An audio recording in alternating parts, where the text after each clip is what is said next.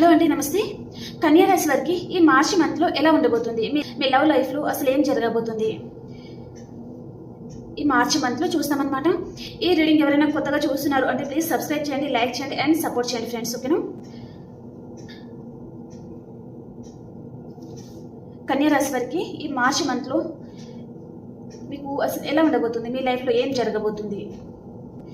ఈ మార్చి మంత్లో మీరు మీ పర్సన్ని చాలా మిస్ అవుతారండి.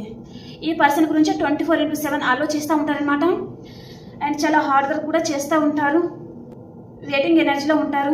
తన గురించి తన గురించి వెయిట్ చేస్తూ ఉంటారనమాట.